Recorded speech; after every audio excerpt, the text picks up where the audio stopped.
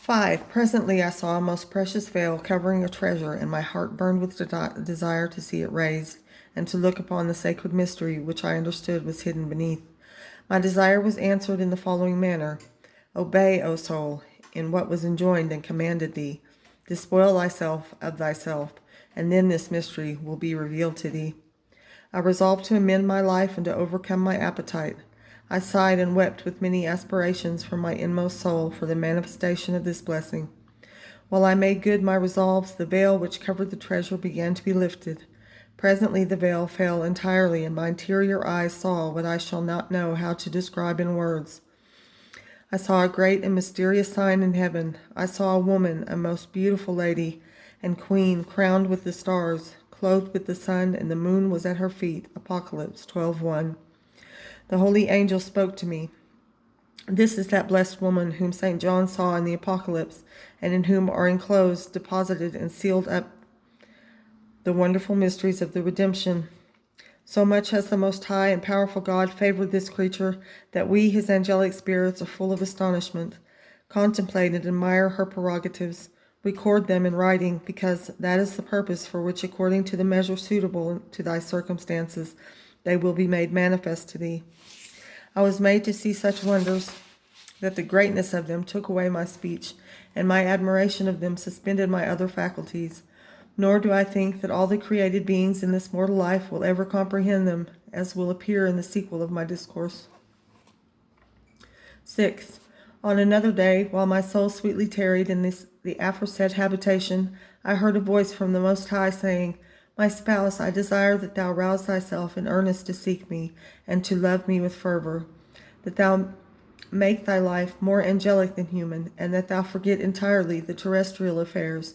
I wish to raise thee as one that is poor from the dust, and as one full of need from the dunghill. Psalm 112:7. So that while I exalt thee, thou mayest humiliate thyself, and the nard of thy sweet odor may remain in my presence.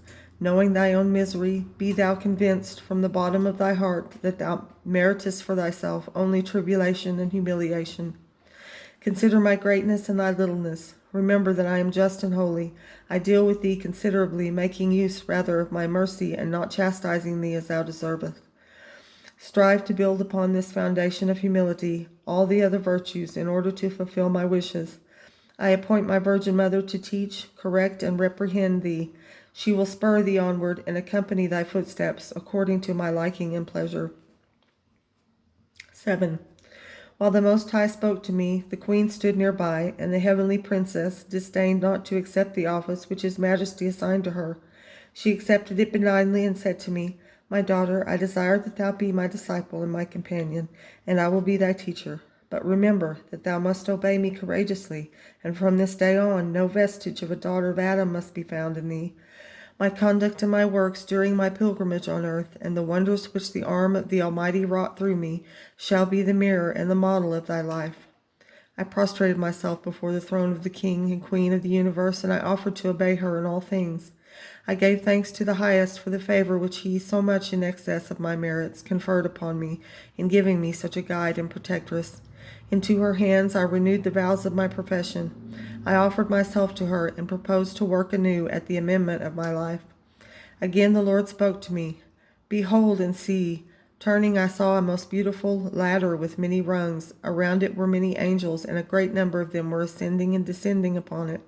His Majesty said to me, This is the mysterious ladder of Jacob, the house of God and the portal of heaven. Genesis 28:17.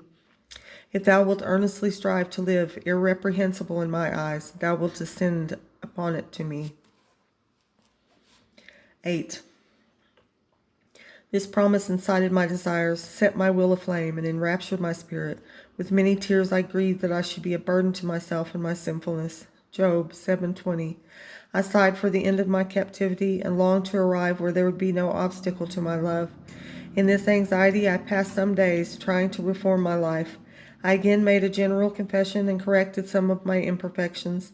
The vision of the ladder continued without intermission, but it was not explained to me.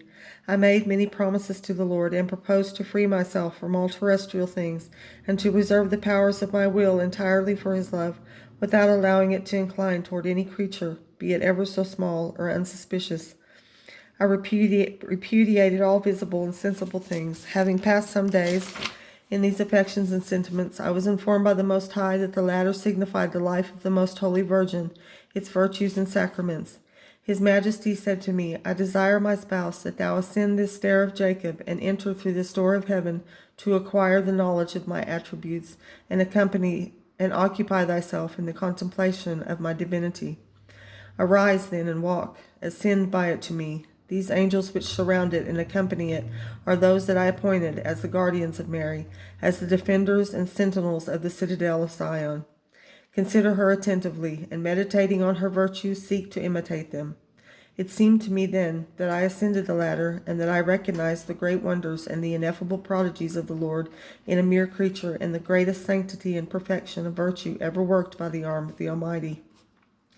At the top of the ladder I saw the Lord of hosts and the Queen of all creation. They commanded me to glorify and exalt and praise him on account of these great mysteries, and to write down so much of them as I might bring myself to understand. The exalted and high Lord gave me a law, written not only on tablets as he gave to Moses, Exodus 31:18, but one wrought by his omnipotent finger in order that it might be studied and observed, Psalms 1:2. He moved my will, so that in her presence I promised to overcome my repugnance, and with her assistance to set about writing her history, paying attention to three things. First, to remember that the creature must ever seek to acknowledge in profound reverence due to God, to abase itself in proportion to the condescension of his majesty toward men, and that the effect of greater favors and benefits must be a greater fear, reverence, attention, and humility. Secondly, to be ever mindful of the obligation of all men who are so forgetful of their own salvation, to consider and learn what they owe to the Queen and Mother of Piety on account of the part assumed by her in the redemption, to think of the love and the reverence which she showed to God, and the honor in which we are to hold this great lady. Thirdly, to be willing to have my spiritual director, and if necessary the whole world, find out my littleness and vileness, and the small returns which I make for what I receive.